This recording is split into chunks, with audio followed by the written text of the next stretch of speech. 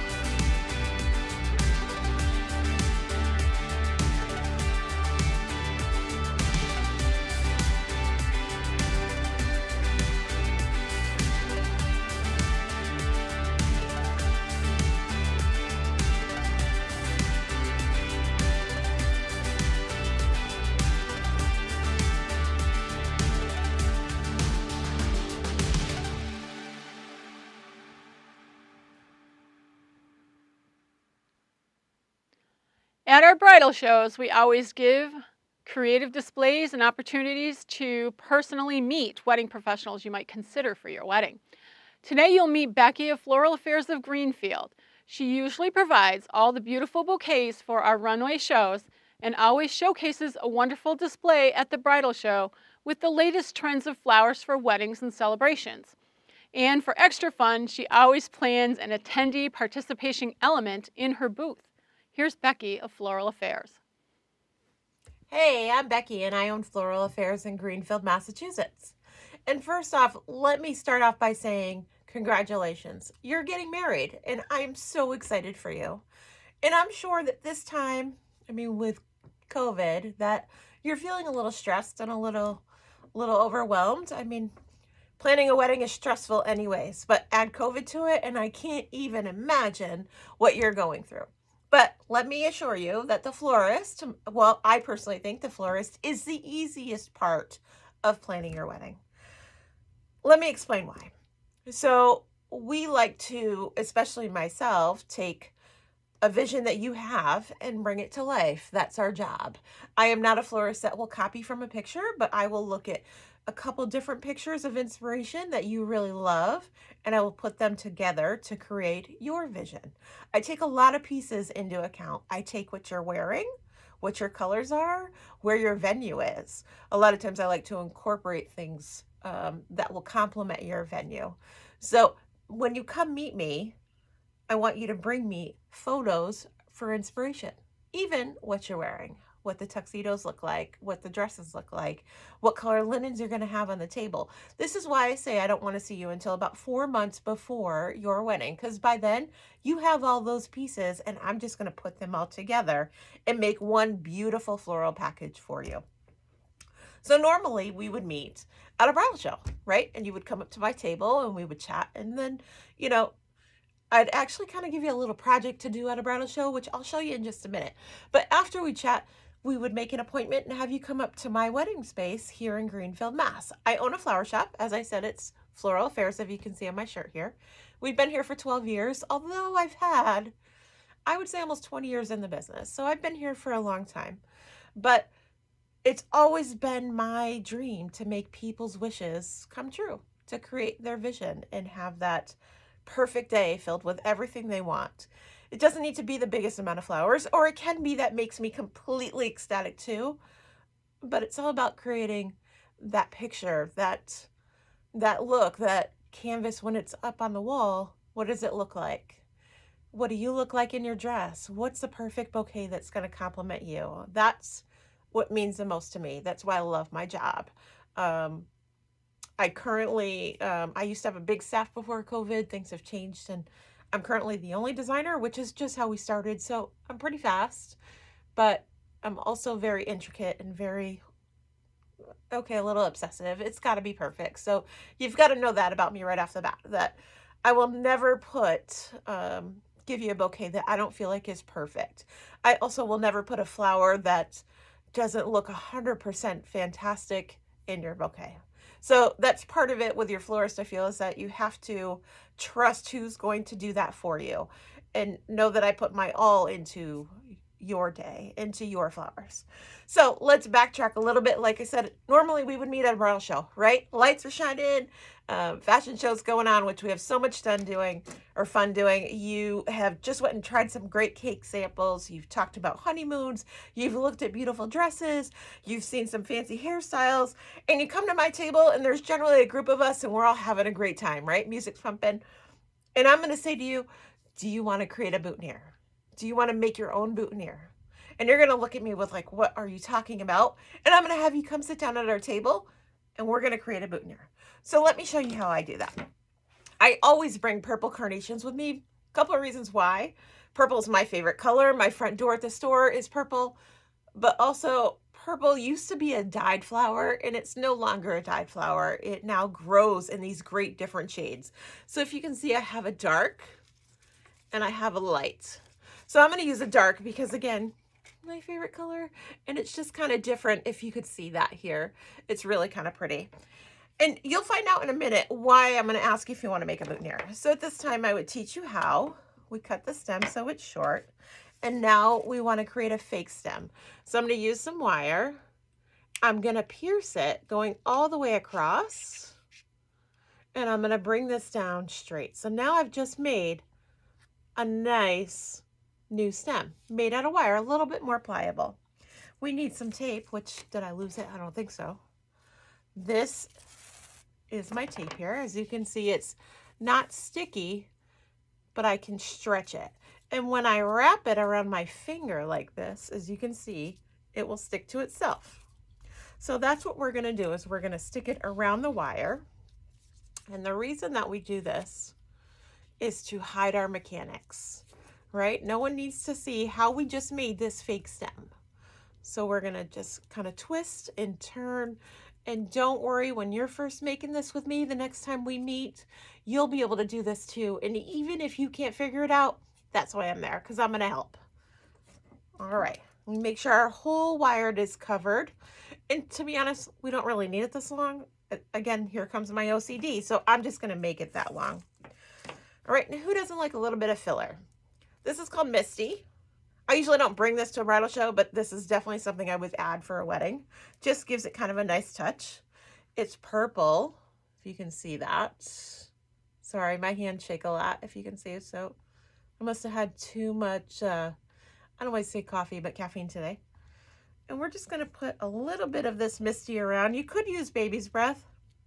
Baby's breath just isn't my favorite, in all honesty. I feel like you can get it anywhere. So Misty is just a little nicer. So we go just a little bit around.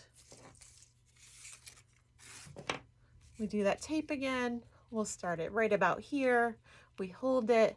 We put it on top of. We pull and stretch at the same time, making this ever so sweet. We don't want our stem to start to be thick, so we're going to trim off some of this Misty at an angle, and I'll show you just a minute. See, we cut that a little bit shorter, and now we're going to wind that tape again all the way back down, right? Because we want to make sure we cover that up. And granted, I'm pretty fast at this. Like I said, 20 years experience. So, you know, this, I feel like I could make these in my sleep, to be honest with you. So then we're going to add some greenery. This is Ruscus. Very sweet, beautiful dark green in color. Really nice and long and trailing. If you're doing a big cascading bouquet, this looks really lovely to trail down. But we can talk about that when you come in. So we add a little bit. We're going to take off some of these bottom leaves because we don't need it to be all bulky where we're going to add it. Oh, looks like I need a little bit more. You know, part of the fun part about doing this is that it's like art, right? No two pieces look the same. As much as you can duplicate things, it's really a piece of art. So in saying that, I'm not breaking it, in saying that you have to be forgiving. You have to know that not every piece is going to look the same, and you're going to make it look beautiful because it's a piece of art and you created it. Now, look at how pretty it's looking. We'll just trim it up a little bit. At the bridal show, typically I use tree fern. It's a little softer, but I use tree fern because we don't use any filler. When I use filler, I really like the Ruscus look. That really, really looks pretty sharp. We do the same thing. We trim the edges because we want to keep the bottom of the stem really kind of slim and sleek. We cover up our stem with this green tape. Bring it all the way down. I know, wasteful. I know, you don't have to tell me, but I already know. We're going to make sure we twist it so this is nice and tight and smooth. And if you can see that there. Okay, we're going to trim the end just like this. We're going to take 2 pins. I like to take 2 pins, and that's what I send it with. That way then when you're pinning it on a jacket, you can pin on either side of the carnation or whatever flower you have. When you're going to pin it into the jacket, you're going to pin up and towards the flower. Never have a point end sticking out. And as you can see how I have it on either side and have them staggered, that's how I would do it through the jacket as well. Beautiful, right? So you can make this. And the reason that we show this off at a bridal show is to promote our DIY for the bride parties. Have you not heard of that? So this is where, this is kind of fun. you actually get to come up to my store. Remember, we're in Greenfield. I'm 7 miles from Yankee Candle. I'm sure you've all been there.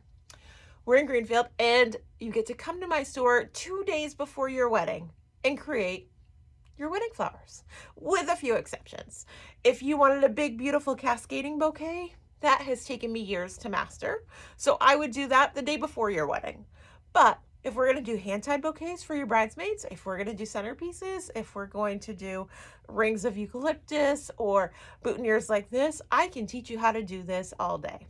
So just a little something to think about. If you're looking for a cool experience, something fun, I mean, obviously with COVID, we have some restrictions, and we can try to feel those out and go through what they are as when you meet for your appointment. We will try and do our best to make it safe for everyone.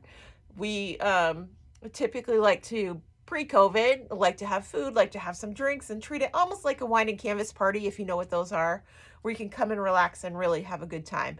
The cool thing about the DIY party is generally it saves you about 30% on your wedding. So it gives you some savings, gives you a fun event. Guess what? After everything's done, everything goes back in my cooler, and I still store it. I can still set it up. I can still do everything that you absolutely need. If designing your flowers are not your own thing, if you don't want to come and make them yourself, guess what? I can do it all. You don't even have to bat an eye. I'll just show up and deliver whenever they're needed to be there.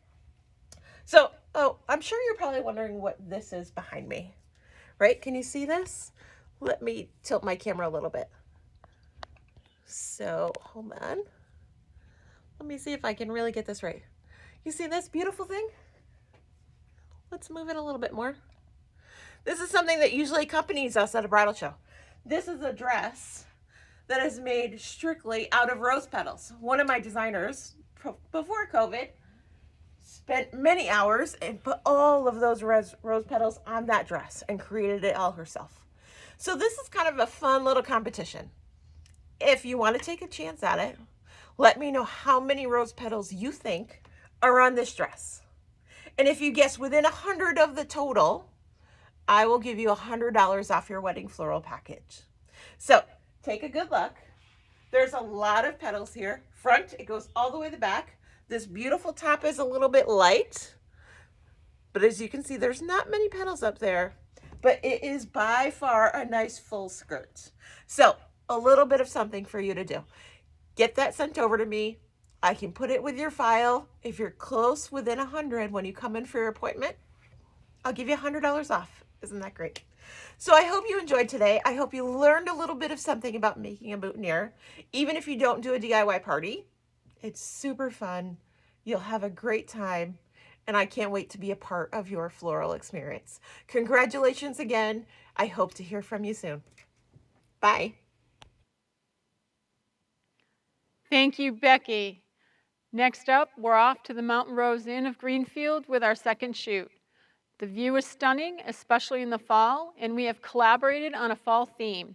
Becky of Floral Affairs returns, as well as the rest of the team, in the addition of elements that included the Mountain Rose Inn patio furniture and even their fire pit, which the team teamed up for a fun, creative s'mores bar with some beautiful decor.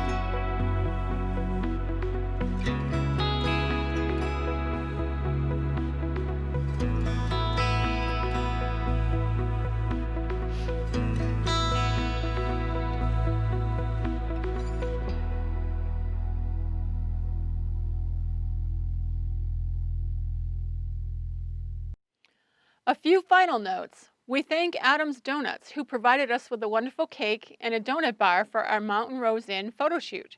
They are under new ownership and jumped into the shoot before they were officially reopened. They are currently celebrating their grand reopening, and you can check them out at adamsdonuts.com.